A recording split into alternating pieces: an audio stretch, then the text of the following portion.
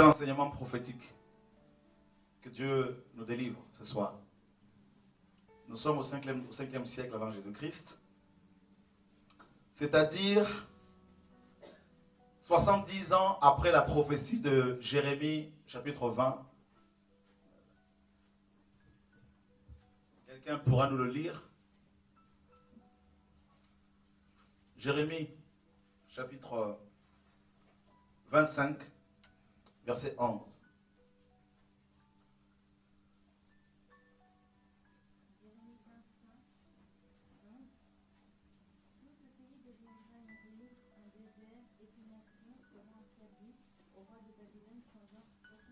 Voilà. Alors, c'est un enseignement, comme je disais, prophétique. Ce n'est pas comme les autres enseignements que vous avez eus tous ces temps-ci, là, pour mettre les bases, là. Donc là, c'est vraiment pour nous... Le Seigneur m'a poussé vraiment à apporter autre chose. Et avant que Dieu ne juge une nation, une génération, il envoie toujours des prophètes, hommes ou femmes. Toujours. Dieu envoie Jérémie à une époque où le temple était souillé. On le voit dans Ézéchiel 6, Ézéchiel 8, pardon. Les murs étaient souillés, les anciens étaient corrompus. Donc, Dieu suscite Jérémie avec un message clair. Réformez vos voix, vos cœurs, tout ce que vous voulez. Et vous verrez que Jérémie n'a pas été écouté. Et à chaque fois que le Seigneur envoie un réformateur, il va pas. Souvent, on ne le comprend pas. Ou on ne les comprend pas. Il en envoie plusieurs ici et là. Jamais les gens vont les capter. C'est après, souvent. Et Jérémie prophétise la captivité de 70 ans. Vous connaissez des choses. Et Néhémie, justement, a été suscité par le Seigneur à une époque où, en fait, 70 ans après la prophétie de Jérémie 25, 11. Le prophète Daniel va être celui que le Seigneur va utiliser 70 ans après la captivité pour, n'est-ce pas, mener un combat spirituel. Il est tombé sur les écrits de Jérémie, selon Daniel 9. Il s'est rendu compte que la captivité dans laquelle ils étaient, donc à Babylone, devait prendre fin. Et Daniel a eu recours à la prière en vue de la libération. Et Dieu va, vous savez, la prière de Daniel va déclencher une activité spirituelle dans l'esprit des anges qui vont être envoyés ici et là. Et puis cette prière va avoir également une autre conséquence, n'est-ce pas, le ministère de Jérémie, de Néhémie, pardon. Donc, Néhémie sera un homme que le Seigneur va susciter suite à la prière de Daniel. Donc, nous sommes au 5e siècle. Et Néhémie est une chanson du roi. Il servait du vin au roi, n'est-ce pas? Et un roi païen, donc le roi de Babylone. Et au chapitre 1er, il est dit, parole de Néhémie, fils d'Akalia, au mois de Kisle, à la 9e année, comme j'étais à Suse, dans la capitale. Anani, l'un de mes frères, et quelques hommes arrivèrent de Juda. Je les questionnais au sujet des Juifs réchappés qui étaient restés de la captivité, et au sujet de Jérusalem. Ils me répondirent, ceux qui sont restés de la captivité sont là dans la province, au comble du malheur et de l'opprobre. Les murins de Jérusalem sont en ruine, et ses portes sont consumées par le feu.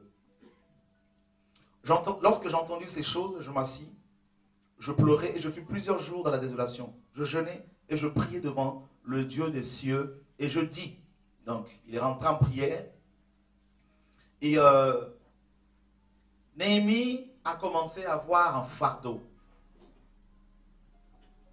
Nous voulons parler de Néhémie comme un réformateur. Vous avez reçu un message de la part du Seigneur. Beaucoup le prêchent, mais ils n'ont pas l'esprit de la réformation. C'est-à-dire, on peut prêcher la réforme, oui, réformer vos voix, vos cœurs, sans avoir l'esprit du message. Le Seigneur disait dans Jean 6, mes paroles sont esprit et vie. Vous voyez, ici, quand Néhémie apprend la nouvelle, il était à Babylone, il a eu des douleurs dans son cœur, de la compassion pour son peuple. Vous ne pouvez pas faire l'œuvre de Dieu si vous n'avez pas la compassion dans votre cœur. Vous serez bourré de connaissances. Vous allez répéter cette parole comme des perroquets. Vous pouvez manifester l'onction, oui. Des dons spirituels comme les Corinthiens. Mais ne pas avoir un cœur, n'est-ce pas, rempli de consolation, rempli de, n'est-ce pas, d'humilité, d'amour. Et c'est pour cela que j'ai vu même chez nous beaucoup de gens qui se sont levés pour dénoncer les autres pasteurs, alors qu'ils ne jeûnent pas pour ces pasteurs. Je peux vous donner un témoignage, je ne vais pas vous parler de moi, pour que vous compreniez les choses. Deux fois, Dieu veut me demander de jeûner pendant 1 mois pour les pasteurs. Je ne vous le dis pas forcément. En 2006, il m'a dit de jeûner 1 an pour l'église corps. Donc quand je vais dénoncer, ce n'est pas parce que je n'aime pas les pasteurs. Non, au contraire, c'est une souffrance. Et je veux les voir sans pour autant vous en parler. Et j'ai beaucoup de respect pour eux, même pour ceux qui font n'importe quoi. Mais les gens ne le savent pas forcément. C'est pour cela que beaucoup ont voulu faire comme Shora. Ils ont peut-être reçu un peu d'onction, un peu de connaissance, mais à chaque fois ils se cassent. Parce qu'ils n'ont rien compris. Ils n'ont pas saisi l'esprit du message. Ils ont survolé les choses. Il n'y a pas de profondeur. Vous ne me verrez jamais manquer du respect à un pasteur. J'ai des principes. Jamais. Jamais. Il y a des pasteurs qui sont dans le système religieux bien comme il faut, que j'appelle deux fois pour avoir des nouvelles. Ça peut vous choquer. Parce que je plie les genoux. Et ça, c'est l'esprit que Néhémie avait. Néhémie va faire de recherches. Néhémie va questionner les frères qui étaient revenus de l'exil, qui étaient, n'est-ce pas, revenus de Jérusalem à Babylone. Il leur demande comment est l'état du pays. Comment ça se passe. Et ils lui disent, mais c'est le propre, c'est la désolation. Et qu'est-ce qui se passe? Néhémie est rentré en jeûne. Jeûne et prière. Oui, nous avons reçu le message. Oui, nous allons réformer nos cœurs, réformer les assemblées. Oui. C'est bien. Que fais-tu dans le coulisses? Alors, il rentre en prière. Et au chapitre 2, au mois de Nissan, la 20e année du roi Artaxerxès, comme le vin était devant lui, je pris le vin et je l'offris au roi. Jamais je n'avais paru triste en sa présence.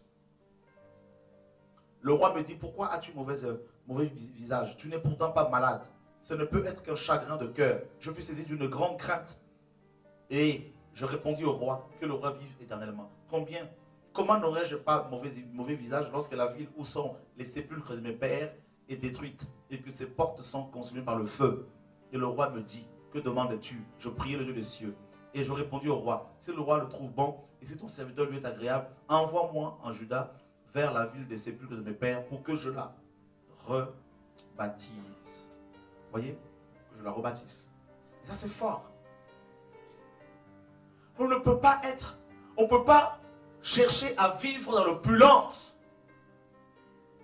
Alors que l'état de la plupart des églises est dramatique. Non. On ne peut pas rouler carrosse. On ne peut pas vouloir avoir des signes de richesse, des signes ostentatoires, alors que la plupart des chrétiens dans le monde entier sont dans la captivité. C'est pas possible. Néhémie nous dit la parole, même devant le roi, il ne peut pas faire semblant. Nous avons ici l'image du Seigneur, le roi qui est là, qui doit envoyer des gens. Et encore là, nous avons une belle image, n'est-ce pas, de l'appel. Ça commence au niveau du cœur, et devant Dieu, on gémit. Et ensuite, Dieu nous envoie. Et le roi a vu que le visage de ce frère, de Néhémie, n'est-ce pas, était abattu. Donc il ne pouvait pas mentir. Il dit, mais comment pourrais-je être joyeux alors que la ville de mes pères est détruite? Envoie-moi, comme Isaïe pouvait dire à Dieu, dans Isaïe 6, quand Dieu lui dit, qui enverrai-je? Isaïe dit, envoie-moi. Et Néhémie dit, envoie-moi. Le roi auprès duquel la reine était assise me dit, alors combien ton voyage durera-t-il? Et quand seras-tu de retour? Il plut au roi de me laisser partir et je lui fixai un temps. Et Néhémie part avec la lettre, l'attestation, qui était envoyée par le roi. Parce que il y avait, vous verrez plus tard, qu'il va y avoir de l'opposition, mais il fallait un courrier, une lettre émanant du roi, une lettre avec le sceau du roi. Vous ne pouvez pas prétendre réformer quoi que ce soit si Dieu ne vous a pas envoyé. Vous ne pouvez pas prétendre dénoncer les pasteurs si vous n'avez pas reçu la lettre de Dieu, le mandat de Dieu, frère. Vous allez mourir. C'est pour cela qu'il y a des choses qu'il ne faut pas toucher. Il y a des choses qu'il ne faut pas dire. Vous me faites les choses simplement. Je vous donne des conseils gratuits. Je connais beaucoup de gens qui se sont levés pour dénoncer les pasteurs, dénoncer le système religieux qui sont morts. Il y en a un au Gabon, on m'a dit la dernière fois, il est devenu paralysé parce qu'il n'avait pas le mandat. Il y en a d'autres qui avaient des sites comme ça là, qui commençaient à vouloir dénoncer les pasteurs sur des vidéos, vous connaissez, non? Je tairai le nom. Ils ont fermé. Parce qu'il n'y avait pas la lettre, le mandat. On ne se improvise pas réformateur. Non. Et là, il est dit, puis je dis au roi, si le roi le trouve bon, qu'on me donne des lettres pour les gouverneurs de l'autre côté du fleuve, afin qu'ils me laissent passer et entrer en Juda. Les gouverneurs là, ceux qui sont en train de diriger, de gérer des gens. Ça c'est l'image ici, là nous avons l'image de Satan, les démons, les autorités bizarres, tout ça là. Tu ne peux pas te présenter devant ces gens là si tu n'as pas la lettre. On connaît l'histoire, le fils de Séva, dans Acte 19. Ils ont vu Paul chasser les démons au nom de Jésus-Christ. Ils ont commencé à imiter. Et les démons leur ont dit, mais oui, nous connaissons Jésus, nous savons qui est Paul. Et vous, qu'êtes-vous? Ils n'avaient pas de lettre, pas de mandat pour faire ce qu'ils font.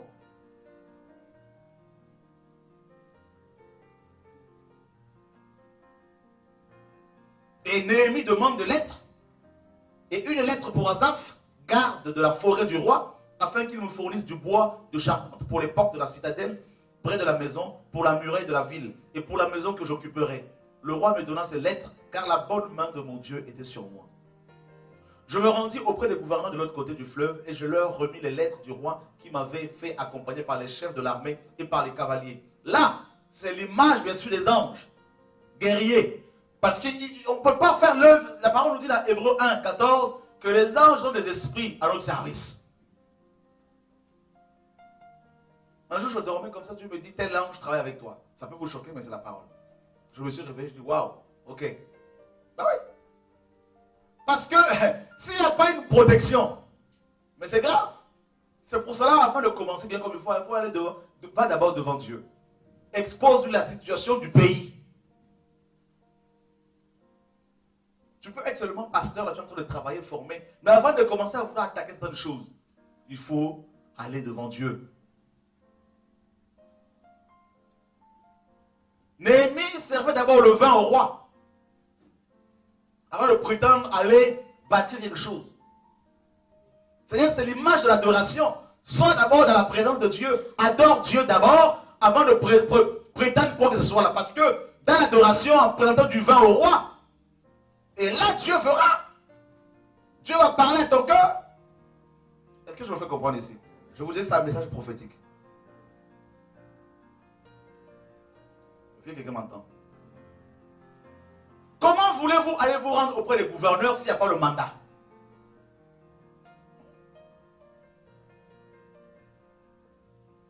Parce qu'ils vont vous dire, mais où sont les lettres qui attestent que le roi vous a envoyé? Vous voyez?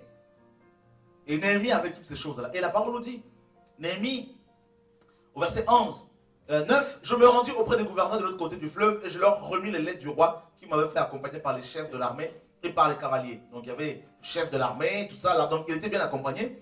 Sanballat, le Honorite, le Horonite, et Tobija, le serviteur ammonite, ayant appris, eurent un grand déplaisir de ceux qui venaient un homme pour chercher le bien des enfants d'Israël. On s'arrête là d'abord. Première opposition, on nous parle d'un Ammonite. Or, Dieu disait que les Ammonites et les Moabites ne pouvaient pas avoir accès au temple, à l'assemblée des enfants d'Israël. Donc du coup, il ne voulait pas non plus, cet homme ne voulait pas que le temple soit, que les murailles soient rebâtis, que la ville soit rebâtie. Parce qu'il se savait exclu. Et là, l'opposition se met en place. J'arrivais à Jérusalem et j'y passais 3 jours. Après, quand je me levais pendant la nuit avec quelques hommes, sans avoir dit à personne ce que mon Dieu m'avait mis au cœur de faire pour Jérusalem. Il y avait avec moi d'autres bêtes de somme que ma propre monture. Il y a des choses que Dieu va vous demander de faire. Il ne va pas commencer à parler à gauche à droite. Ça va vous attirer des combats inutiles. Il faut savoir fermer sa bouche. Prier. Néhémie arrive, pendant 3 jours, il va inspecter la ville. Il va prendre connaissance. Il va se renseigner. Ça, c'est important. Dans le combat, là, on ne combat pas n'importe comment. Non. Il faut connaître l'environnement dans lequel Dieu t'a établi. Il faut connaître les personnes également avec lesquelles tu travailles. Oh oui, va devant Dieu, il faut inspecter les gens. Il faut connaître. J'ai vu des gens qui venaient me voir, frère Chora, nous avons reçu le message, nous allons commencer une église de maison. Je leur ai dit, allez-y. Ils ont commencé alors qu'ils avaient le zèle. Au bout de 1 mois, 2 mois, 3 mois, les mêmes qui les ont glorifiés, les mêmes qui les ont tués. L'œuvre de la réformation, l'œuvre de la restauration, ce n'est pas une œuvre facile. Hein? Non. Pas du tout. Je sortis de nuit par la porte de la vallée et je me dirigeais vers la source du dragon et vers la porte du fumier. Et du dragon vers la porte du fumier, considérant les murailles en ruine de Jérusalem et réfléchissant à ces portes consumées par le feu. Je passais près de la porte de la source et de l'étang du roi et il n'y avait point de place par où puisse passer la bête qui était sous moi. Je montais de nuit par le torrent et je considérais encore la muraille. Puis je rentrais par la porte de la vallée et je fus ainsi de retour.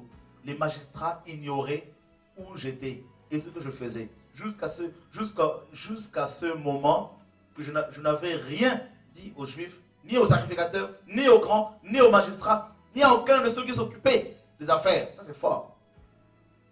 Il y a des gens qui sont déjà là comme les magistrats, les grands là. Dieu les a déjà disqualifiés. Ils sont magistrats, ils sont sacrificateurs, les vieux prophètes. Ils ont perdu la vision. Néhémie n'a pas commencé à vouloir entrer en collaboration avec. Non. Il a commencé à considérer d'abord le travail. Frère, les vieux prophètes ont la capacité, la réputation d'éteindre le feu nouveau.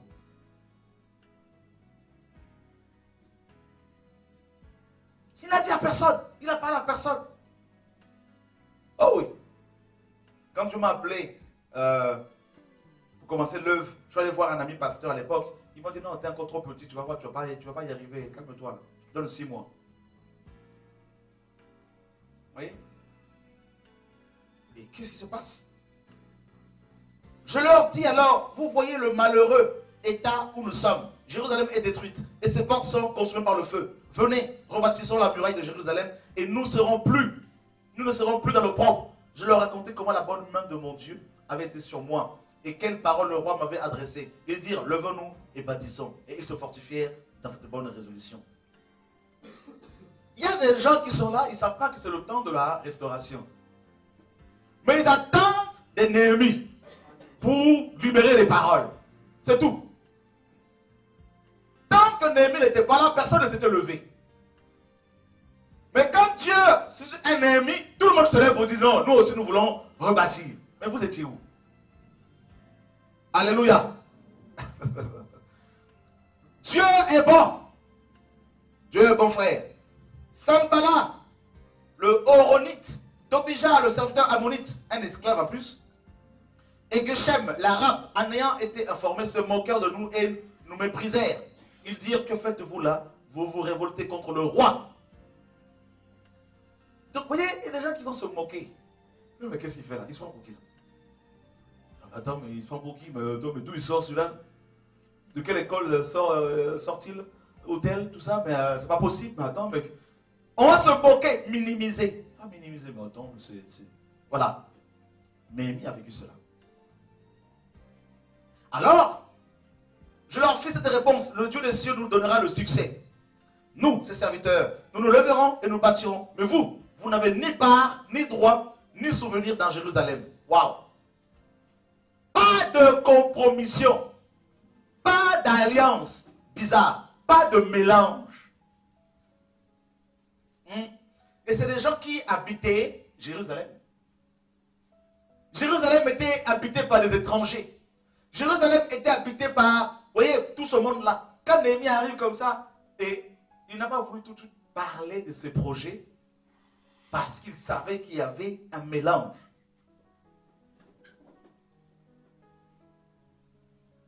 Le mépris. Il a été méprisé.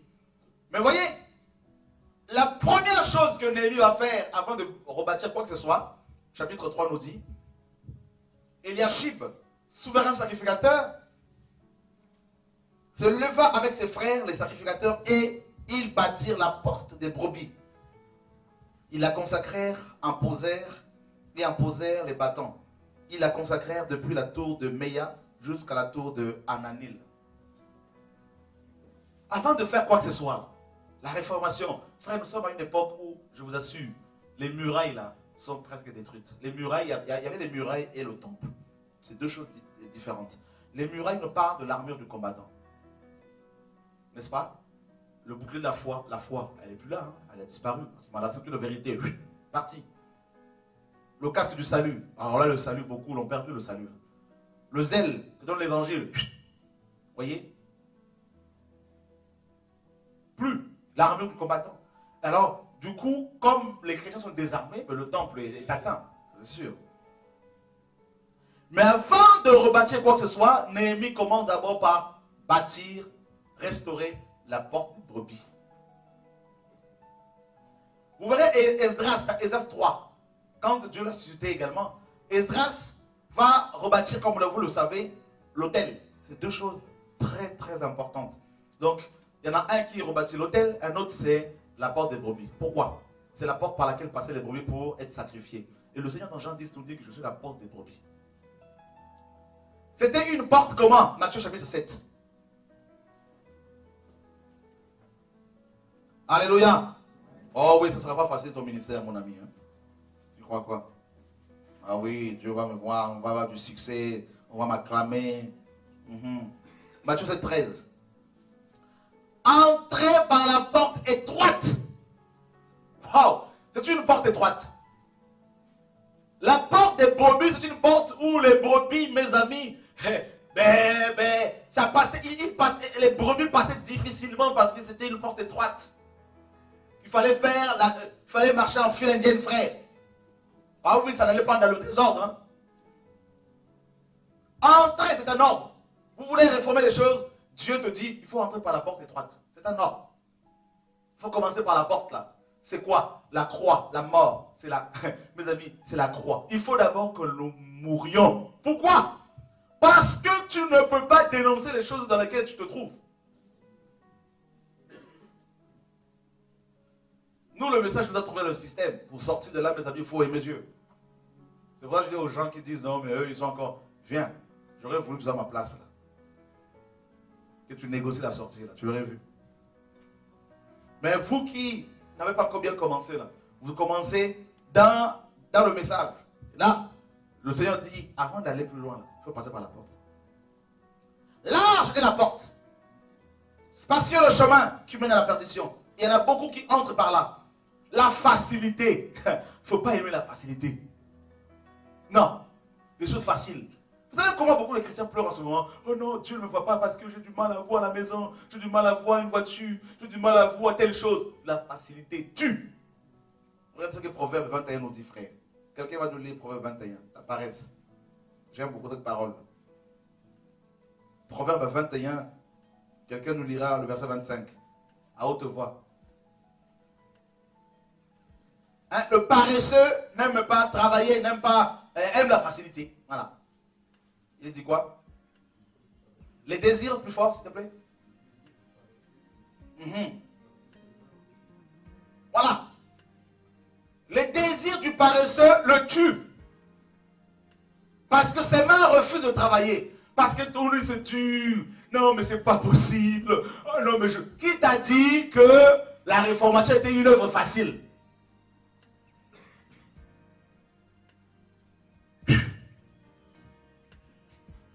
Néhémie n'était pas un paresseux.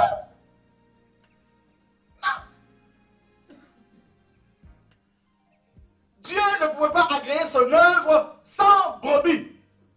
Aucun prophète n'a fait l'œuvre de Dieu sans sacrifice.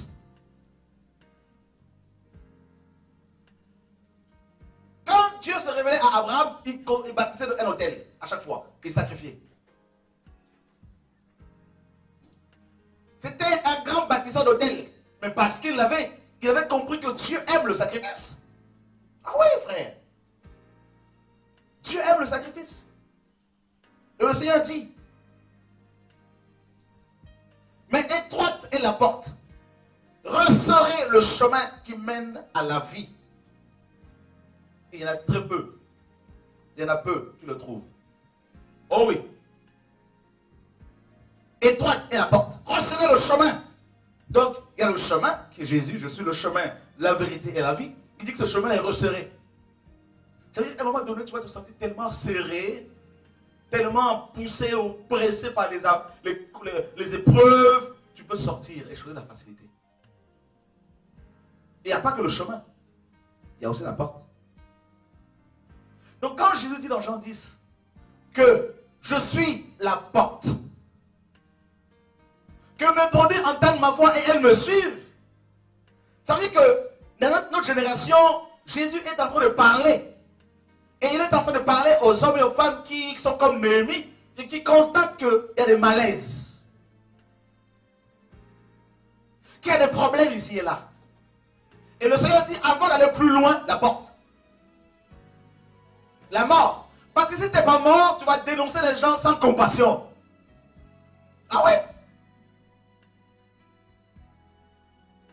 Si tu meurs là, tu n'auras plus envie de rouler carrosse.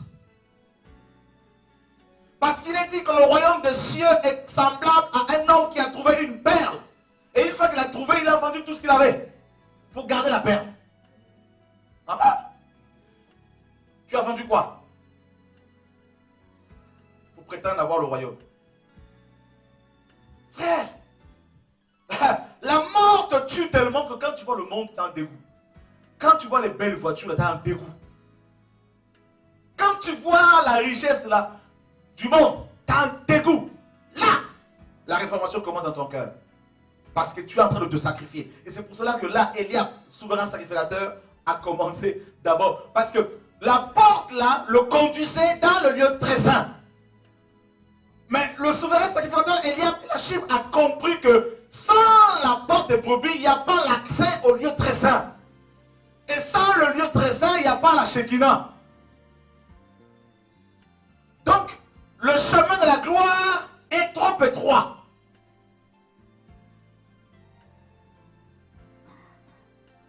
Quelqu'un m'entend? Alléluia. Quelqu'un m'entend-il? Regardez tout le chapitre là. On parle des constructeurs de la muraille. C'était des sacrificateurs. On le mentionne. La plupart sont des sacrificateurs, frères. C'est impressionnant. C'est-à-dire des gens dont la vie était sacrifiée. C'était des brebis. Ils sont passés par la porte. Ils sont passés par la croix. Un réformateur ne peut pas venir, mes amis, tout en costume de cravate, ne peut pas tout le temps s'habiller, je ne sais pas comment. C'est pas possible. Jean-Baptiste a s'habillé, mes amis, en vêtements de chameau. Pourquoi? Le chameau était un animal impur dans le Lévitique. Parce qu'il devait porter la saleté du peuple. C'est-à-dire Dieu lui faisait comprendre que même si tu vas dénoncer les autres, là, tu as leur péché avec toi. Là, pour lui rappeler l'humilité. Le sacrifice.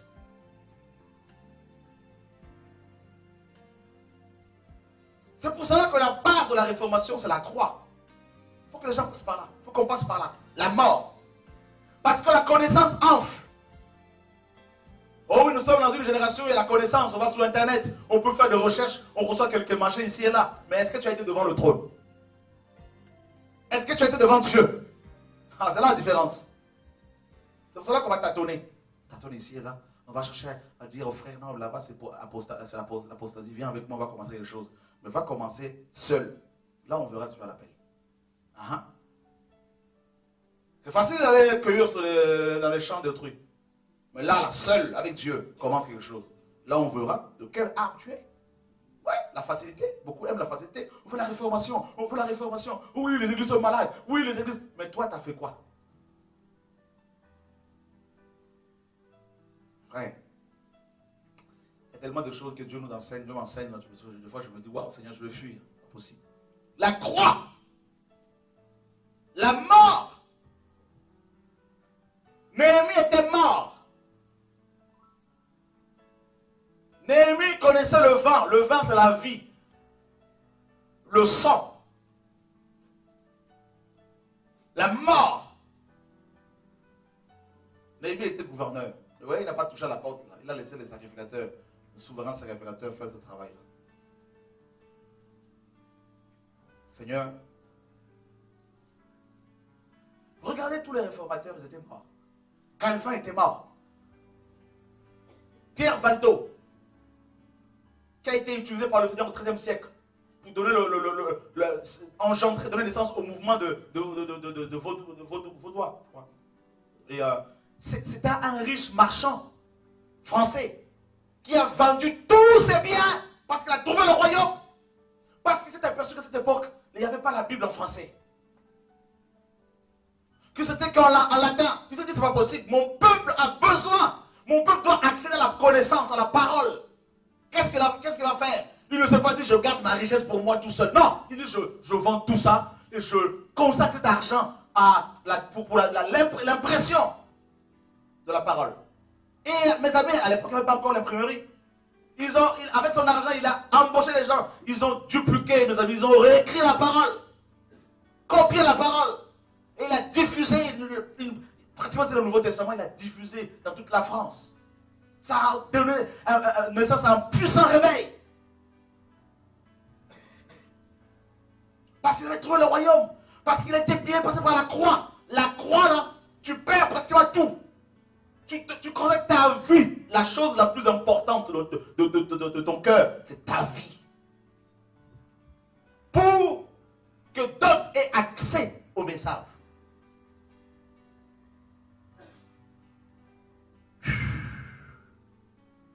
La croix. L'Esprit insiste encore là-dessus. Si ce grain de blé qui tombe en terre, Jean 12, 24, ne meurt, il ne peut produire de fruits. Mais s'il meurt, il portera de fruits. On veut porter des fruits, on ne veut pas mourir. Et on envie ceux qui en portent un peu. Et on les combat parce qu'il y a la jalousie. Ça, c'est l'homme. Et on critique. Là, la mort, il y a un prix à payer. Il faut mourir. Il faut être crucifié. Parce que le réformateur subit d'abord une profonde réformation dans sa vie. Dans sa propre vie. De sorte que quand la gloire viendra, il restera toujours simple. Il ira toujours pleurer devant les pasteurs qui sont dans le péché pour les supplier de sortir du péché. Il ne sera pas là comme un pharisien en train de démontrer la connaissance. Non.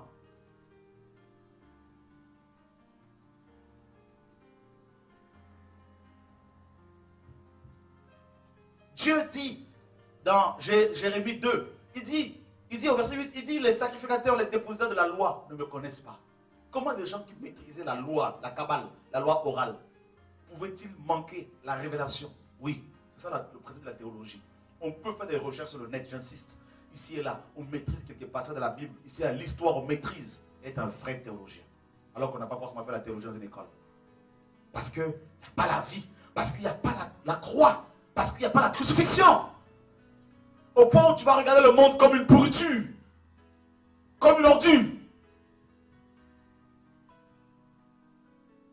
Et là, dans le chapitre 4, on nous dit, après la croix, Sanballat, lorsque Sanballat a apprit que nous rebâtissions la muraille, il fut en colère et très irrité. Il se moqua des Juifs et dit devant ses frères et devant les soldats de Samarie, à quoi travaillent ces Juifs impuissants? Et laissera-t-on faire? Sacrifieront-ils? Vont-ils achever? Redonneront-ils vie à des pierres ensevelies sous des monceaux de pierres et consumées par le feu? Tobija, l'ammonite, était à côté de lui. Et il dit, laissez-les bâtir. Si un renard s'élance, il renversera leur muraille de pierre. Donc ça c'est la deuxième opposition. Vous voyez l'œuvre de la restauration? L'opposition, les attaques, les épreuves que l'on va subir parce qu'on a dit oui, je veux rebâtir quelque chose. Ouais, il faut vous attendre à toutes sortes d'oppositions. Si vous n'êtes pas bien préparé, vous allez abandonner. Oh oui, vous allez abandonner. Parce que les gens vont se lever. Peut-être vous n'avez pas encore subi de vraies attaques ou de la vraie opposition. Ça viendra peut-être. La vie chrétienne, ce n'est pas une vie où on commence et au bout de 2 ans on abandonne. Le ministère, vous l'avez vu, c'est une charge. Ce n'est pas quelque chose qu'on a débuté et puis après on n'achève pas. Là, il faut achever. Ah oui. Donc il faut achever. Mais pour achever, il faut passer par la croix. Pour pouvoir résister. La croix te permet de donner ta vie à quelqu'un d'autre, à Dieu. Donc du coup, tout ce que tu subis, tu dis, Seigneur, que ta volonté soit faite. Parce que ce n'est plus moi qui vis, c'est toi qui vis en moi.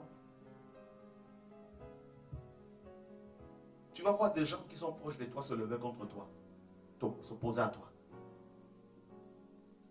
Tu vas voir des gens que tu as aidés qui vont être là comme des Tobija, des Sanbala, et qui vont s'attendre à ta chute, qui vont faire des réunions autour de ton nom, prophétisant ta mort, jeûnant pour ta mort.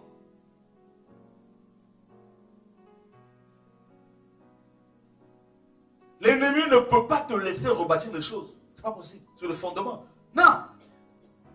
Quand tu commences à avoir dans ton cœur la soif de Dieu, quand tu commences à avoir un cœur, le rétablissement des choses, prépare-toi. C'est dans la prière, il faut le faire. Pas dans le discours.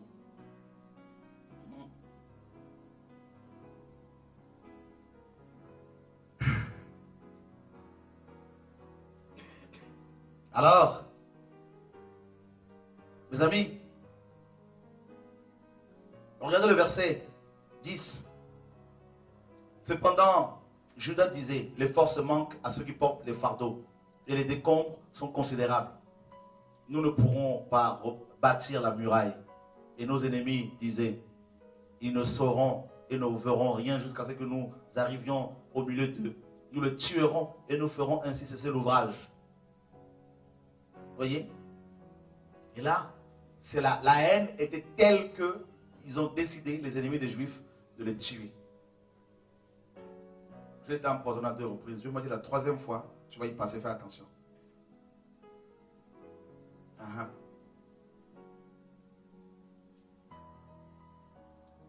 L'œuvre de la restauration provoque la haine dans les cœurs des religieux. À un niveau, vous ne pouvez même pas vous y attendre. Vous allez voir que la pire de méchanceté, la pire de haine se trouve dans le milieu chrétien. Parce que là, les démons qui avaient quitté ce monsieur-là, ces femmes, ils reviennent plus qu'avant et ils manifestent une nature plus, mes amis, diabolique que celle qu'ils avaient avant. Et ils vont tout faire pour vous tuer avec la langue. Comme il dit de Jérémie. Venez, tuons-le avec la langue.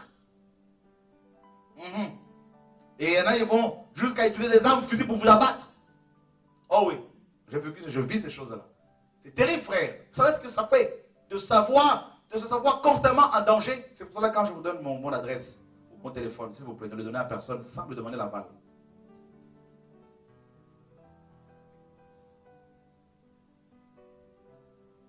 Ça, c'est, pour vous, c'est pareil. De donner vos adresses à la personne, il faut d'abord demander la permission. Est-ce que une personne me demande ton adresse, est-ce que je dois, est-ce que je peux? Voilà. Le combat est terrible. Vous avez des gens qui vont avoir des visions, à qui Satan va donner des visions, des songes mensongers pour vous l'atteindre. C'est terrible, frère, le combat. Je vous dis, hein. C'est terrible. L'œuvre de la restauration. Ah, mes amis, vous voulez changer le système? Vous voulez présenter une alternative? Vous voulez dire aux gens qu'à part tout ce que l'on voit là, il y a une possibilité de vivre autre chose? Préparez-vous.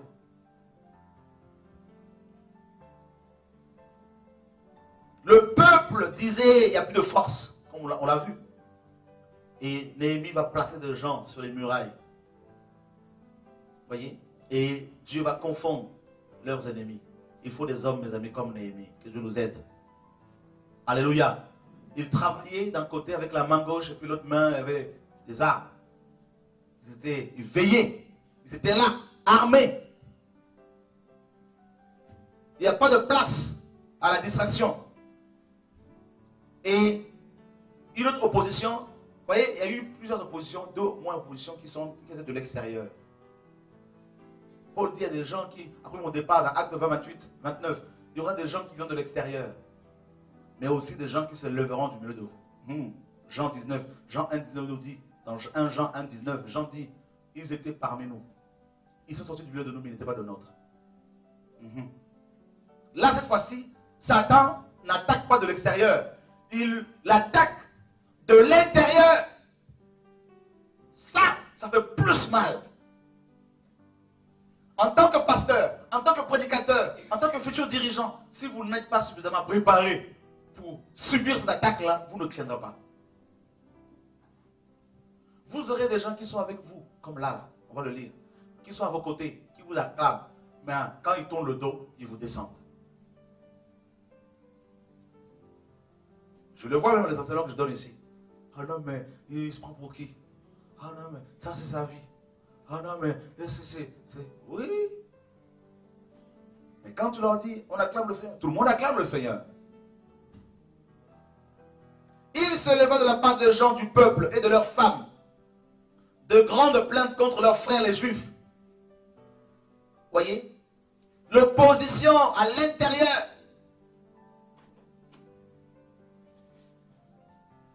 Ça, frère, j'ai eu plusieurs oppositions à l'intérieur.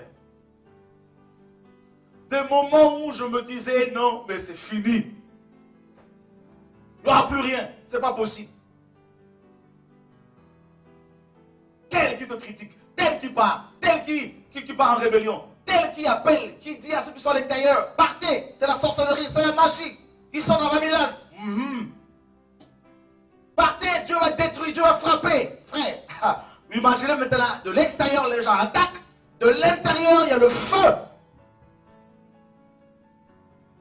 Vous aurez ces deux types d'attaques, si ce n'est pas déjà le cas.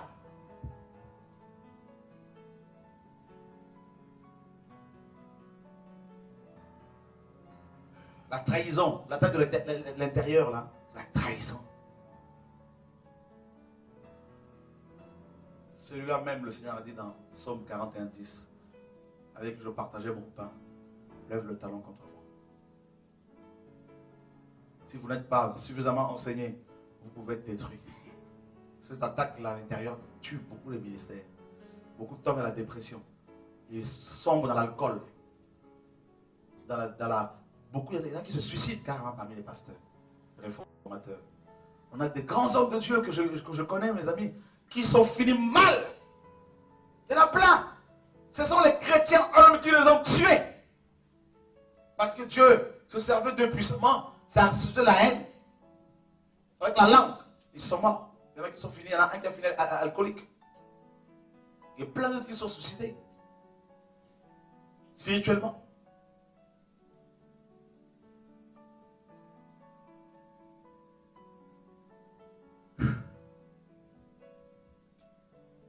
Alléluia. Verset 14 de Néhémie 5. Là, c'est une qualité qu'il faut développer. Ça, c'est très important. Dès le jour où le roi m'établit leur gouverneur dans le pays de Juda, depuis la 20e année jusqu'à la 32e année du roi Artaxerxès, pendant 12 ans, ni moi, ni mes serviteurs n'avons vécu des revenus du gouverneur. Avant moi, les premiers gouverneurs accablaient le peuple et recevaient de lui du pain et du vin outre 40 cycles d'argent, leurs vêtements même opprimaient le peuple. Leurs serviteurs, pardon, même opprimaient le peuple. Je n'ai point agi de la sorte par crainte de Dieu. Bien plus, j'ai travaillé à la réparation de ces murailles et nous n'avons acheté aucun champ et mes serviteurs tous ensemble étaient à l'ouvrage. Waouh! Ça, c'est une des qualités, frère, que le réformateur doit posséder, doit avoir tout le temps avec. Comment voulez-vous réformer le peuple, libérer le peuple, restaurer l'œuvre de Dieu, les murailles, le temple, l'autel, si vous commencez à manipuler les gens qui étaient déjà manipulés? Si vous voulez, mes amis, dépouiller les gens qui ont été dépouillés par les faux prophètes. Néhémie était gouverneur et en tant que tel, il avait droit à un salaire, comme Paul pouvait dire. Il a renoncé à ce droit-là. Parce que son cœur appartenait à Dieu. Vous voulez réformer les choses? Donnez d'abord vos cœurs à Dieu. Parce que sinon, quand les gens vont commencer à vous élever, quand l'argent va venir, vous allez commencer à les contrôler. Vous allez commencer à les dépouiller. Oh oui! Parce que tout le monde veut l'approbation du gouverneur. Tout le monde veut approcher le dirigeant, le visionnaire, le prédicateur. Néhémie dit, et moi, et mes serviteurs. Néhémie était, mes amis, un réformateur. Néhémie était un combattant. Néhémie était un homme de prière, un homme de jeûne. Ce sont les qualités, frère, qu'il avait. Un homme de prière, que l'on voit, il avait une vie de prière intense. Néhémie avait un cœur repentant, un cœur d'enfant. Néhémie, frère, aimait profondément son peuple. Il aimait son peuple. On ne peut pas délivrer les gens qu'on n'aime pas.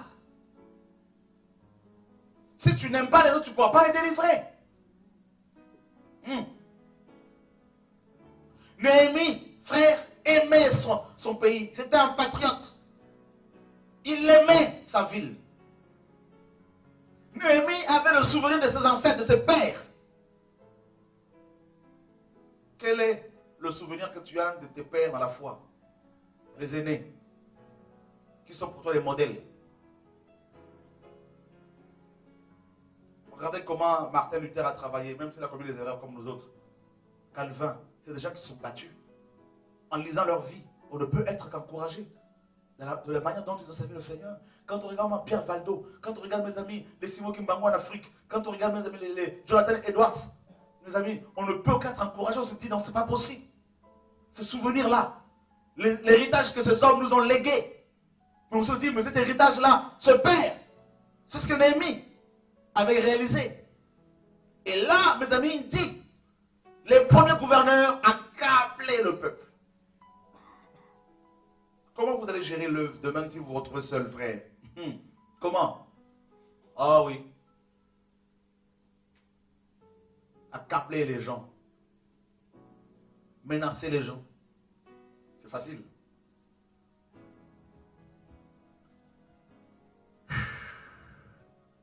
Il dit, je n'ai pas appris parce que j'avais la crainte. La crainte. D'abord, Néhémie était un homme de prière. Vous voyez les qualités? Premièrement, on parle de la prière. Deuxièmement, prière et jeûne.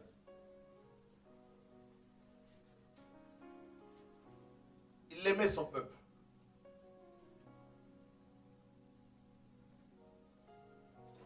Troisièmement, il avait le discernement.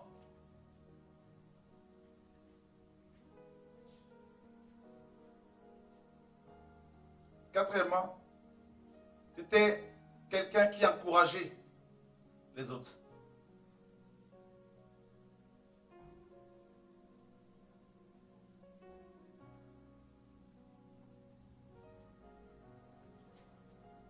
Vous ne pouvez pas réformer les choses si vous n'avez pas ces qualités.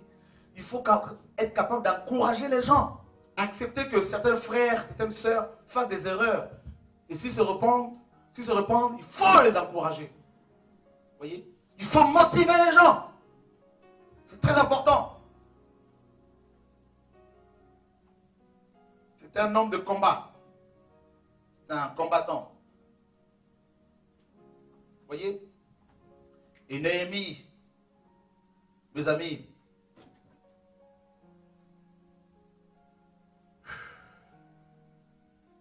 Néhémie, pas l'argent.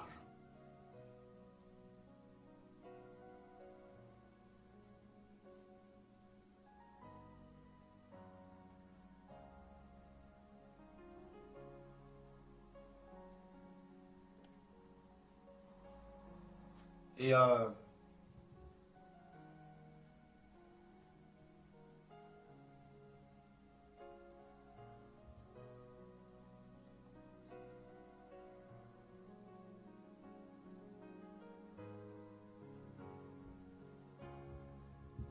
était désintéressé, il avait un amour désintéressé. L'argent ne lui disait rien. Vous aurez l'argent, frère. Vous aurez des gens qui viendront avec beaucoup d'argent. Si vous n'avez pas ce problème, si vous n'avez pas d'amour pour les gens, si vous n'avez pas un cœur désintéressé, je vous assure, vous allez vous faire beaucoup d'argent. Et vous sortirez de la vision de la réformation. Fini. Fini. Parce que Néhémie est venu réparer ce que ses prédécesseurs ont commis comme erreur. Dieu nous envoie par sa grâce pour pouvoir rétablir les choses que ceux qui nous ont précédés ont commises. Frère, qu'allons-nous faire? Quelle doit être notre attitude? Le peuple de Dieu actuellement dans les nations pleure parce qu'il est manipulé, parce qu'il est volé, parce qu'il est oppressé par des gens qui ont pour Dieu leur ventre. Comment ça va être pour vous les jeunes ministères? Comment ça va être pour vous les jeunes prédicateurs, les jeunes dirigeants, les futurs dirigeants?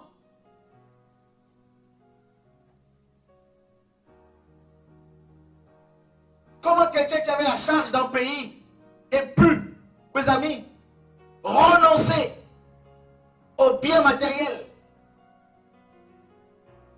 et se focaliser sur le travail, sur la mission? Néhémie était un visionnaire.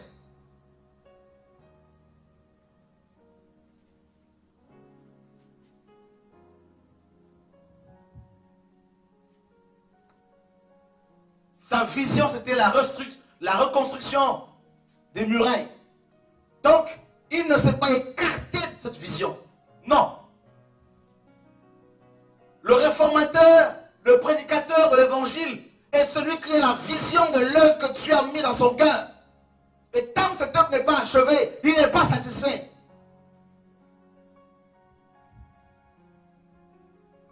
Les Tobija, les Sanballat représentent, frère, beaucoup de choses. Les hommes aussi, l'argent, le matériel,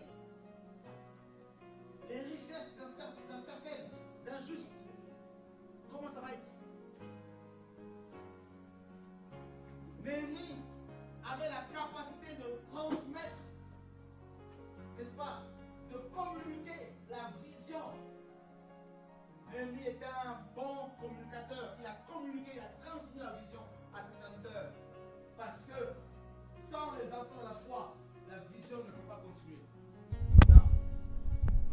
Donc Néhémie était un père dans la foi.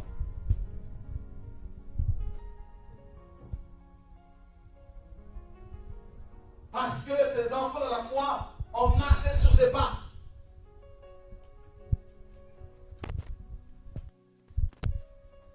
Réformer nos cœurs, réformer les cœurs des hommes, réformer les assemblées locales, c'est aussi engendrer une race, produire des hommes et des femmes qui soient à l'image de Christ, capables de continuer l'œuvre.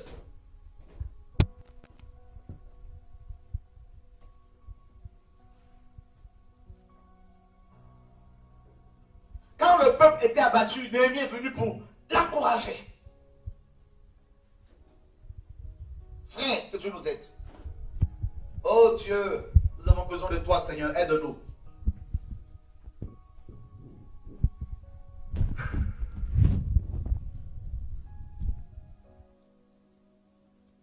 On saura que tu as réussi ton appel. Ce n'est pas par le fait de faire tomber les gens au sol. Ce n'est pas par la manière de crier, de prophétiser, tout ça, là, tu vas démontrer quoi? On saura que tu as réussi par les fruits. Et ces fruits-là, ce n'est pas l'onction, ce n'est pas le parler en langue, ce sont les enfants, les disciples. Allez et faites de toutes les autres des disciples. Le Seigneur a dit. Il ne faut jamais l'oublier. Il n'a pas dit allez et impressionner les gens. Je vous ai dit la dernière fois que la parole prophétique, les prophéties, Paul dit que la prophétie, quand on prophétise là, dans nos assemblées, d'abord pour encourager les frères et sœurs, ok. Mais il dit c'est aussi pour démontrer aux païens que Dieu existe. Donc maintenant, nous avons l'onction, les prophéties, les dons, la parole de connaissance, donc nous commençons à vouloir démontrer aux chrétiens pour les impressionner. Voilà la mauvaise utilisation des dons. On n'a pas besoin d'impressionner les gens qui fréquentent des assemblées locales depuis 10 ans, depuis 5 ans, depuis 2 ans. On a à les encourager par notre vie sanctifiée, par notre vie humble, d'humilité. Mais ce n'est pas par la prophétie avec exactitude. Ça, il faut le faire dans les cités, dans les trains. Pour que les païens voient que Dieu parle. Les marabouts n'ont pas besoin d'impressionner leurs enfants parce qu'ils savent qu'ils sont marabouts.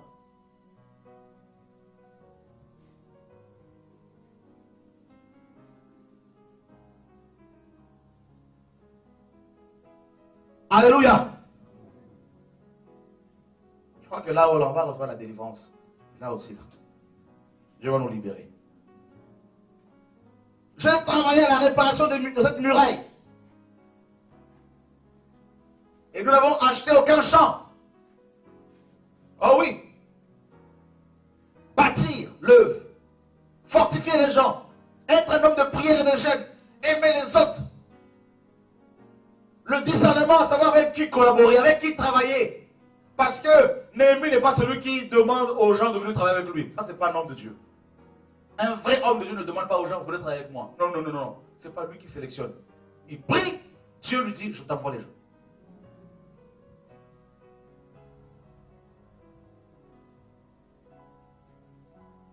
Néhémie avait le discernement parce qu'il faut, dans ce temps de restauration de l'œuvre de Dieu, il faut le discernement parce qu'il y en a qui viennent pour dire, nous bâtirons avec vous.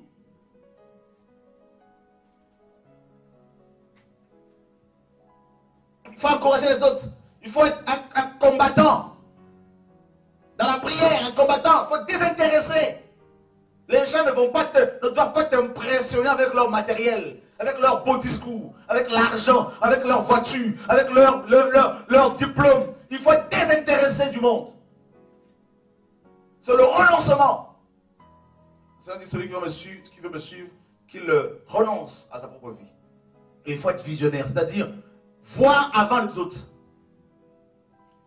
Néhémie parlait le langage de Dieu. Il voyait déjà les murailles totalement reconstruites. Le visionnaire voit par la foi dans l'esprit l'œuvre dans sa finalité.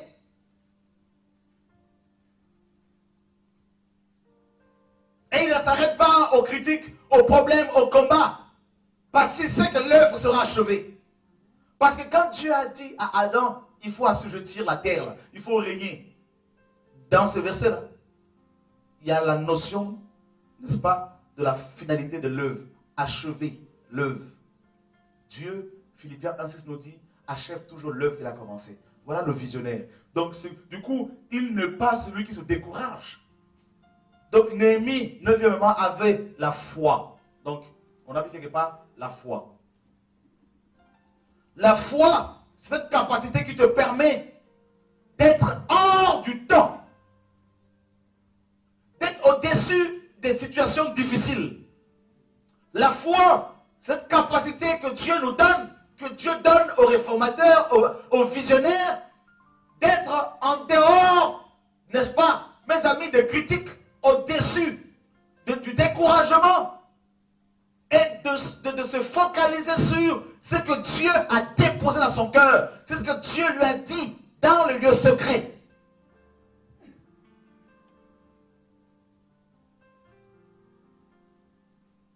La foi, c'est comme une femme qui est enceinte. En dépit des situations difficiles qu'elle peut traverser, la perte des os, tout ce qu'une femme, les symptômes liés à la grossesse, ce n'est pas pour autant que cette femme va abandonner l'idée d'accoucher un jour. Voilà la foi. Elle va toujours, malgré la fatigue, malgré, mes amis, les symptômes difficiles qu'elle peut éprouver, la femme va veiller sur l'enfant, va garder la vision jusqu'à l'accouchement. Et la vision ne peut être, mes amis, engendrée que dans la souffrance.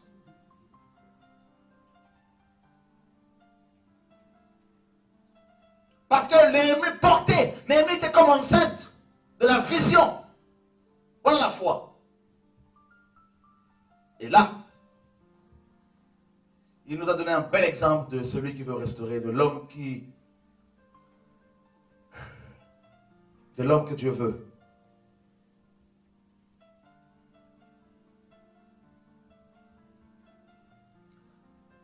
Verset 18, on m'a prêté chaque jour un bœuf, 6 moutons choisis et des oiseaux. Et tous les 10 jours, on préparait en abondance tout le vin nécessaire. Malgré cela, je ne puis réclamer les revenus du gouverneur, parce que les travaux étaient à la charge de ce peuple. Waouh! Il aimait le peuple de Dieu. Où sont ces prophètes qui aiment le peuple? Où sont ces apôtres qui aiment le peuple? Qui aiment les chrétiens? Je disais à 2 frères, il n'y a pas longtemps, je disais, j'aurais pu vous demander sur votre argent, les 20 000 euros que vous aviez là, vous demandez 2 000 euros, vous me les aurez donnés. Mais je vous aime comme mes enfants physiques, comme mes propres enfants. Donc je ne peux même pas m'imaginer vous demander l'argent. Non. Je ne peux pas le faire avec mes enfants physiques, biologiques. Pourquoi avec vous? Je pleurais dans mon cœur quand je leur parlais.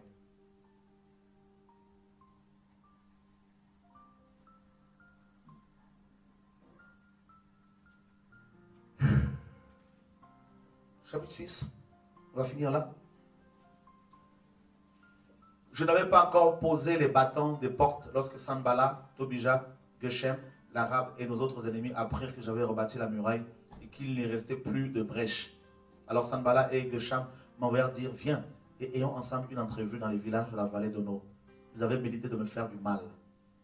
Je leur envoie des messagers avec cette réponse, j'ai un grand ouvrage à exécuter et je ne puis descendre. Le travail serait interrompu pendant que je le quitterai pour aller vers vous.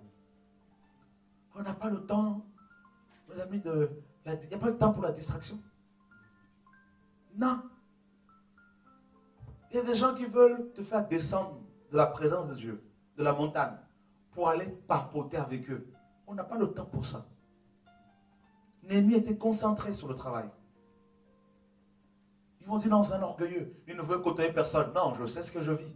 Je sais ce que Dieu me demande. Laissez-moi dans cette vie-là. Wow. Alléluia. Gloire à Dieu. Vous voyez, il y a une autre opposition. Quand ils ont appris que les murailles étaient reconstruites. Alors là, c'était la haine. Ils se sont mobilisés pour pouvoir le tuer carrément.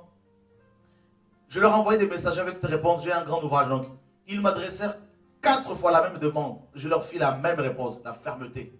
Jamais il faut céder. Jusqu'au bout. Non. Que ton oui soit oui et que ton non soit non.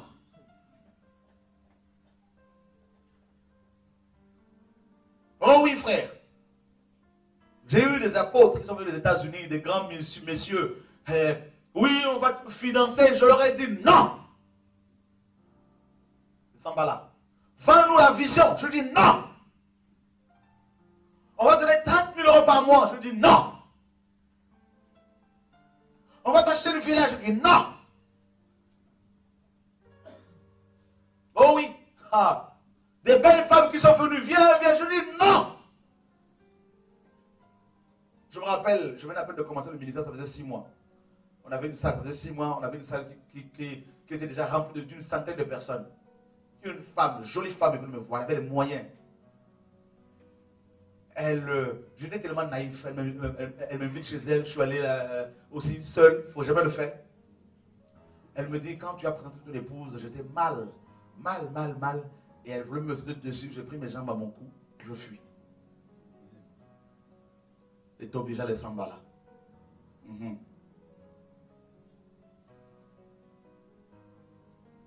À peine que je viens de commencer le ministère, 6 mois, que Satan m'envoie un top modèle pour tuer le ministère dans l'œuf.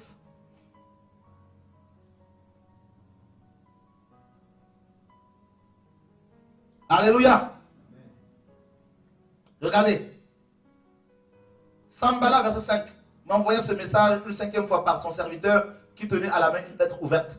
Il y était écrit, le bruit se répand parmi les nations et Gashmu affirme que toi et les Juifs qui vous pensez à vous révolter et que c'est dans ce but que tu as rebâti la muraille. Tu rebâtis la muraille. Tu vas, dit-on, devenir leur roi. Tu as même établi des prophètes pour te proclamer à Jérusalem, roi de Juda. Et maintenant, ces choses arriveront à la connaissance du roi. Viens donc et consultons-nous ensemble. Je fis cette réponse. Je fis répondre à Sanballat, ce que tu dis là n'est pas vrai. C'est toi qui l'inventes. Tous ces gens voulaient m'effrayer et ils se disaient, ils perdront courage et l'œuvre ne se fera pas. Waouh! Vous vous rendez compte, frère? La compromission. Viens, Dieu est d'accord. Viens. Viens. Viens. Non mais, sors de là-bas. Viens avec nous. Il faut le suivre. Tu es encore jeune, tu ne comprends rien. Viens. Oh oui. Oh non, c'est n'importe quoi. Il faut venir, il faut être avec moi. Il faut faire. Frère, Dieu t'a dit quoi, mon ami? Alléluia. On veut vous effrayer. Je me rendis chez Maïja, fils de Delaja, fils de Meyatabel. Il était enfermé et il dit, allons ensemble dans la maison de Dieu, au milieu du temple, et fermons les portes du temple, car ils viennent pour te tuer. Et c'est pendant la nuit qu'ils viendront te tuer. Voilà, mes amis, l'intimidation. Vous savez ce que c'est l'intimidation? Vous vivrez l'intimidation. Waouh! Élie a été, mes amis, éteint par Jézabel à cause de... Jézabel a utilisé une arme puissante, l'intimidation. Vous vivrez l'intimidation. Vous verrez ce que c'est l'intimidation, bien comme il faut, le frère. Vous voulez réformer les choses? Ah, le message. Ah, le message. Je répondis, un homme comme moi, prendre la fuite. Waouh! Néhémie était un homme de Dieu, frère. Alléluia! C'était un grand homme de Dieu. Très peu de gens demandent le cœur de Néhémie. Hein? Ah oui, on veut plus la puissance. Moïse, Élie, lorsque Élie, les deux est passé à l'Élysée. Néhémie. Élie a fui. Malgré l'onction plus. Néhémie a dit, moi, non, un homme comme moi. Je sais ce que je veux. J'aime ce peuple. Eh bien, si je dois mourir, je mourrai là, avec ce peuple. Celui qui met la main à la charrue et qui regarde en arrière n'est pas digne du royaume de Dieu. Où sont ces hommes-là? Tout le monde veut la puissance. Ah, l'onction. Ah, je sens l'onction ici. Ah, je sens quelque chose. Tu ne sens rien. Et il y a toujours des idolâtres qui aussi suivent le mouvement.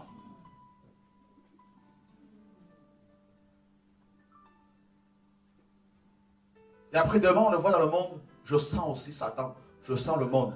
Je dégage le parfum de l'impudicité. Voilà, c'est comme ça. Il n'y a pas de constance. Trop d'excitation.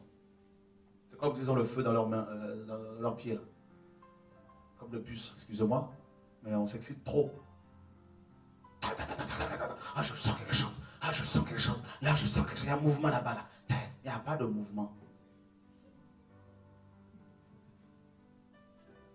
Alléluia! Personne ne va parler de ça, hein? Donc Dieu parle. Merci Seigneur. Un homme comme moi prendra la fuite. Et quel est l'homme? Et quel homme tel moi pourrait entrer dans le temple et vivre? Je n'entrerai point. Et je reconnus que ce n'était pas Dieu qui l'avait envoyé. Vous voyez le discernement? Oh my God. Les gens viendront. Vous voyez, le faux prophète a perdu son ministère. Parce que le vieux prophète est venu lui dire, viens manger avec moi et boire avec moi. Ouais. Si Satan veut t'atteindre là, il ne va pas utiliser les musulmans. Il va utiliser un prophète comme toi, prophète. Ben oui. Il va utiliser un apôtre. Si tu es apôtre. Un prédicateur si tu es apôtre. Parce que si tu envoies un musulman, tu lui diras non tout de suite. Alors que Dieu lui avait dit, tu ne peux pas manger là où je t'envoie. Ni reprendre le même chemin. Le prophète, le faux prophète a dit, le vrai prophète, un ange m'a parlé. Et Paul dit dans Galates 1, et si nous-mêmes, ou un ange du ciel, venez vous annoncer un évangile, c'est cartant de celui que nous vous avons prêché, qu'il soit maudit. Donc si Chora vous prêche un message qui s'écarte de l'évangile, maudissez-le. C'est ce qu'il a eu dit. C'est fort. Pour montrer qu'il ne faut pas badiner avec la saine doctrine.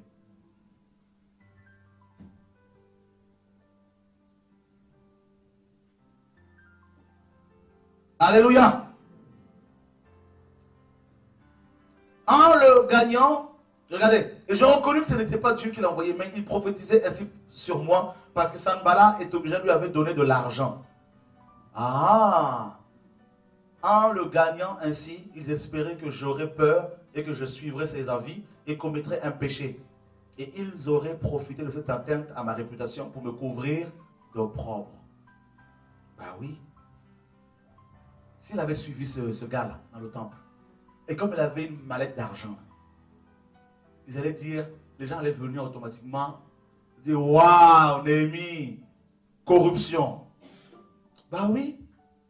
Un homme de Dieu que je respectais beaucoup a été invité par une femme, par un monsieur dans une chambre d'hôtel. C'était Maurice à l'époque où il nous avait approché pour travailler. On avait travaillé avec lui on avait organisé une réunion, une de ces réunions là à Saint-Denis. On l'invite. Dieu lui dit, ne va pas, envoie ta secrétaire. C'est un homme qui l'avait invité. En fait, cet homme, c'était un pasteur, en accord. Il était en connivence avec d'autres pasteurs pour pouvoir salir.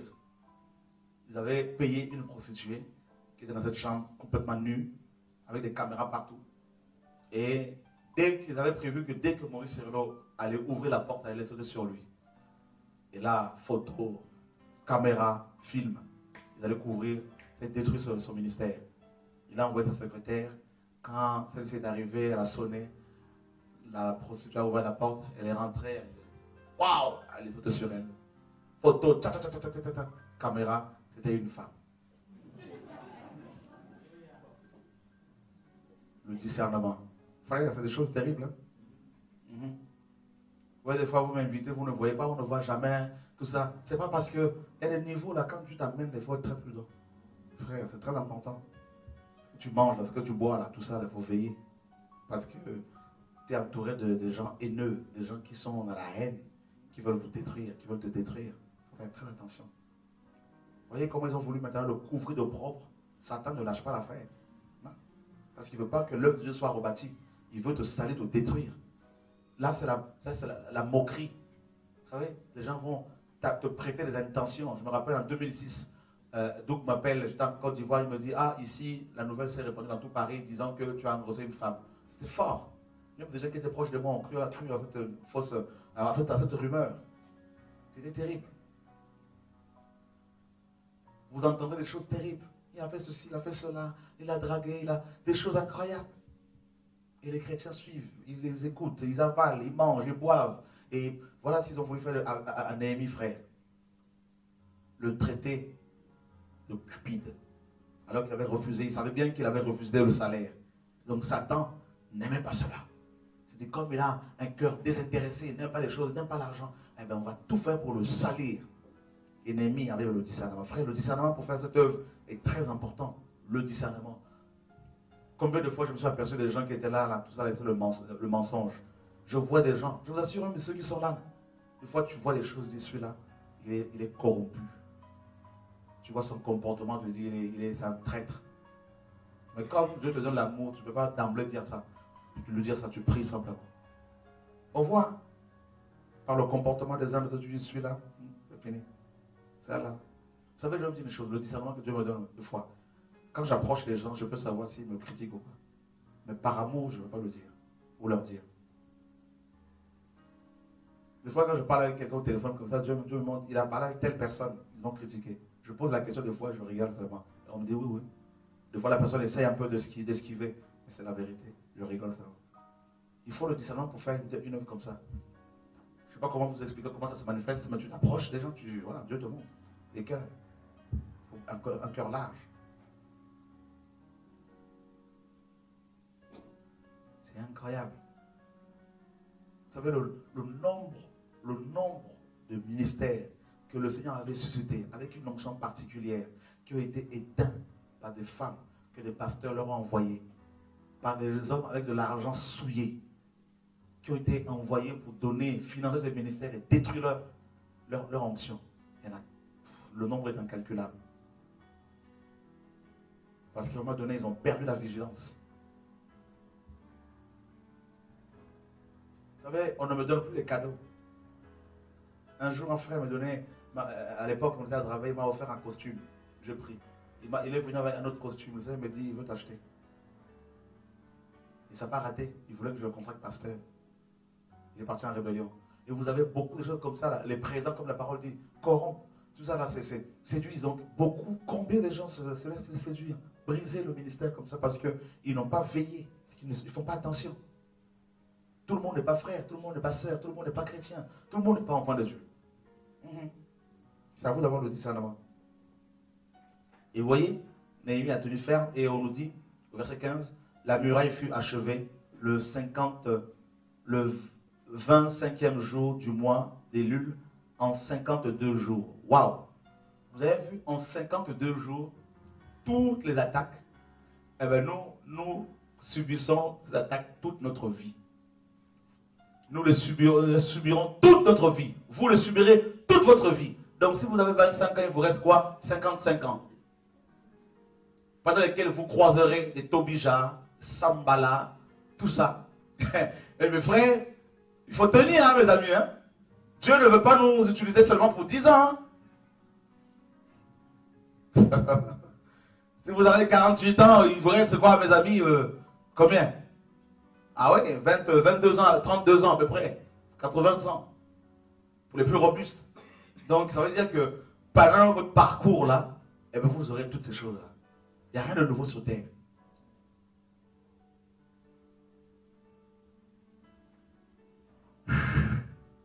Alors quand on voit la vie chrétienne comme ça, quand on voit le ministère sous cet angle-là, mes amis, on ne peut plus se précipiter dans les choses. On va devant Dieu et on demande de l'aide à chaque fois. Alléluia! Alléluia! Oh, que Dieu soit béni. Voyez? Pour finir, Dieu est bon. Dieu est magnifique. Vous savez, vous verrez plus tard, plus loin dans Néhémie toujours, le sacrificateur, le souverain sacrificateur Eliashib a donné une chambre dans le temple de Dieu à Tobija. Parce que Tobija, son fils avait épousé, il avait épousé le fils de ce monsieur, la petite fille, pardon, de ce sacrificateur. Et quand Néhémie, qui était entre-temps reparti à Babylone, quand il est revenu, il a trouvé que Tobija habitait le temple. Il y avait une chambre pour lui. Il a chassé de là. Frère, il faut des gens qui soient zélés avec les paix de l'esprit, la parole de Dieu, et chasser hors du temple, frère, les voleurs. Il faut ce courageux-là. Non, ce monsieur-là me marque beaucoup. L'ennemi, oh my God, il a fait tellement de choses pour le Seigneur, frère. Oh, tellement de choses.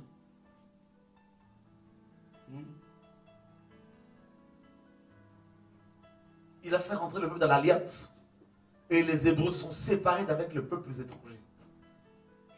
Ça, c'est un réformateur. Avant de servir le peuple, il a d'abord servi le roi. Ce que Dieu vient de me dire à l'oreille. Beaucoup de gens, Dieu me dit, veulent servir le peuple sans me servir moi. Ouais. Néhémie donnait du vin au roi d'abord. Il a appris le service dans la présence du Père, dans la présence du roi. Ce que Dieu me dire. Vous voulez aller réformer les gens, vous êtes pressé, Dieu ne me parle pas. Oh non, Dieu non. Un réformateur ne cherche pas à être envoyé, frère. Non. Il est devant Dieu d'abord. Il sert Dieu en adoration. Les gens cherchent la responsabilité. Non, un vrai réformateur cherche Dieu. Moi, je vois chez nous la course au titre, la bataille de poste. Oh, mais c'est grave ici. Nous sommes, je me rends compte de plus en plus, nous sommes dans une jungle. Je n'ai pas honte de le dire, nous sommes dans Babylone ici, là chez nous. L'église de Laodicée. Je ne cesse de le dire, Dieu m'a dit, il faut crier. Vous connaissez mon ministère, non? Je parlais au pasteur, tous les anciens qui sont avec moi, les prédicateurs. Si vous sortez là, vous allez me rencontrer sur votre chemin. Ne pensez pas seulement que je vais dénoncer les autres. Ici, là, je vais commencer ici. Dieu m'a dit, c'est à l'intérieur d'abord. C'est Babylone. La guerre de course, la course au titre, qui fait quoi, qui va acheter tout ça. Je vois ça, je rigole, yo, ils n'ont rien compris. Je cherche quelqu'un qui veut prendre ma place. Je veux lui céder ça et je veux m'enfermer chez moi. Frère, c'est l'hôtel là, l'hôtel. Il y a des gens qui veulent être sur l'hôtel, il y a le feu sur l'hôtel. Tu vas t'asseoir dessus, tu vas brûler. Si Dieu n'a pas mis sa main pour te protéger. Où sont les Néhémies? Néhémie a été établi gouverneur par le roi. Ce n'est pas lui-même qui s'est mis gouverneur. C'est le roi qui lui a dit tu es gouverneur de ce peuple. Et il avait les qualités. Il a su gouverner. C'est un visionnaire.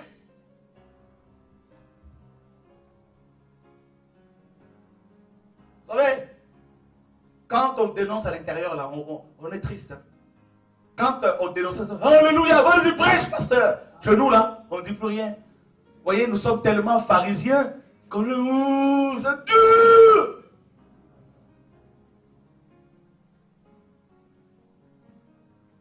Alléluia. Quelqu'un m'entend ce soir? Chez nous, nous sommes idolâtres.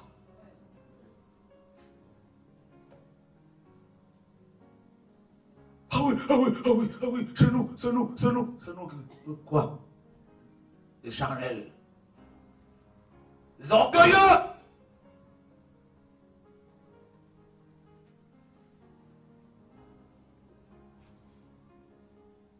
Sortez de Babylone, mais Babylone est à nous.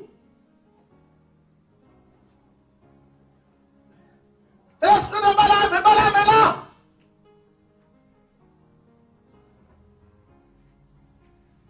Comment on n'a pas vu la poutre qui est dans nos yeux, là on veut voir la paille des autres. Ah, maintenant on va faire un travail à l'intérieur. D'abord dans nos cœurs, dans nos maisons et dans nos assemblées. Parce que quand on regarde nos réunions, frère, honnêtement, soyez honnête. Où est Dieu? Où est la gloire de Dieu? C'est du forcing. On force l'onction. On va forcer. Je sens Dieu, je sens quelque chose. Vous sentez quoi? Du vent. Regardez, une fenêtre est ouverte.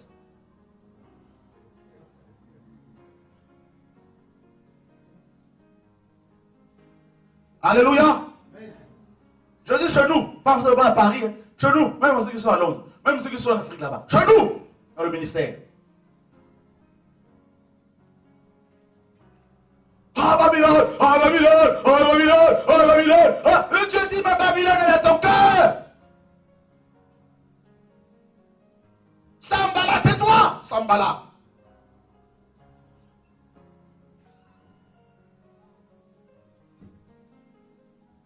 Comment faire pour vivre le message? Ah ben c'est la croix, la porte étroite.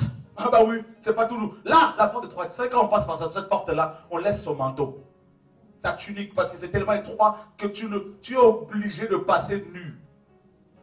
Tu vas laisser ta justice là. Tu vas laisser ta ceinture là, que ton père a donné, la tunique de Joseph là. Quand tu vas traverser là, ça va laisser rester. Et Dieu maintenant va prendre sa propre justice là, va te revêtir. Et là, tu vas pouvoir passer là, glisser parce que l'onction est sur toi. Et l'onction là, c'est pas pour faire tomber les gens au sol. C'est pas pour dire non, recevez ici, là, recevez tout le temps. Oh, comme Chora fait ça, nous on va faire ça des petits Chora. Chora, c'est Chora. L'onction, c'est pour brûler le joug, pour libérer les gens.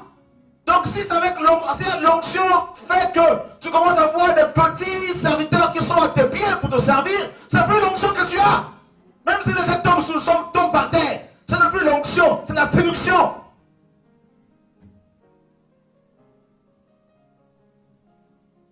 L'onction libère les gens. Ils quittent le péché et craignent Dieu. L'onction libère les gens. Ils quittent le service des hommes pour servir Dieu.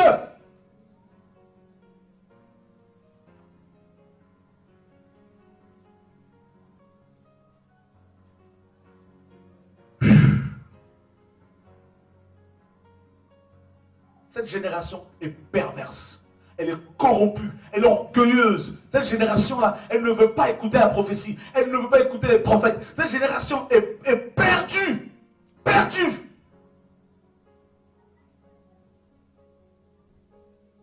disais aux anciens, vous avez des gens ici là qui fument.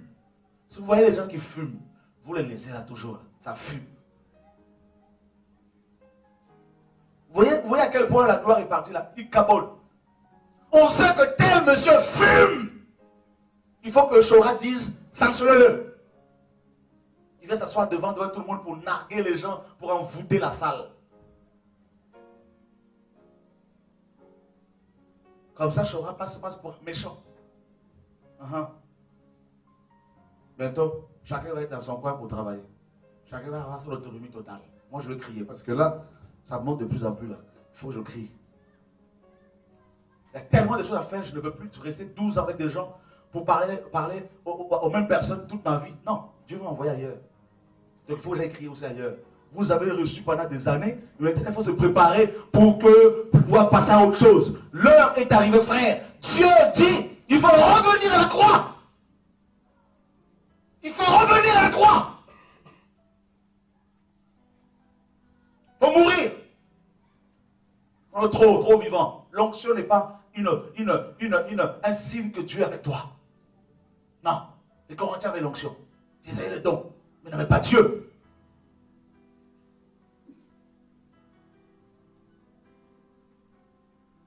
Alléluia.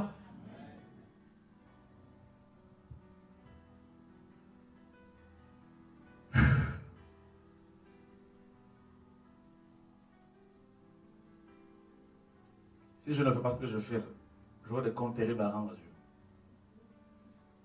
Oh oui.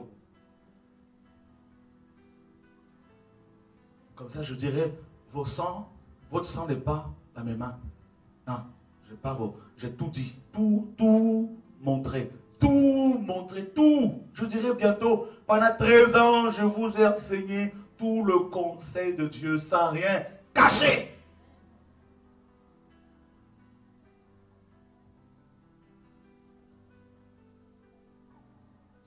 Comme ça, Dieu ne me demandera pas votre sang, ni à moi, ni à mon épouse, ni à mes enfants. J'aurais fait ce travail là pendant des années, sans réclamer quoi que ce soit.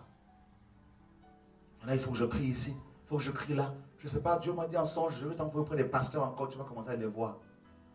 Je passe à autre chose. C'est la parole, acte 20.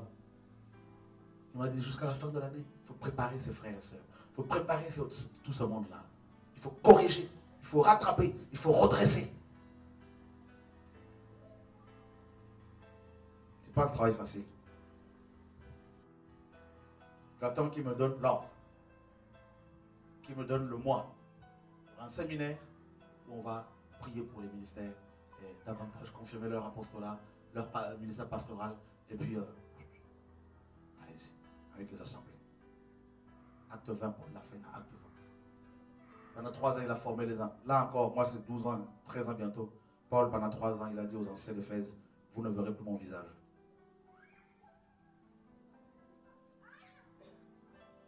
Parce qu'il fallait passer à autre chose.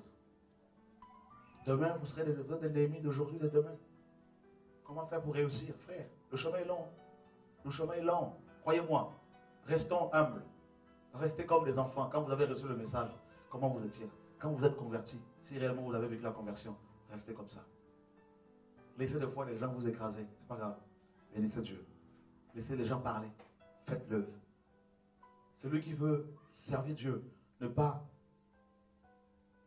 faut pas être, comment dire, tellement fragile, sensible pour le dire, non, moi je veux me retirer. Non, Dieu n'aime pas cela.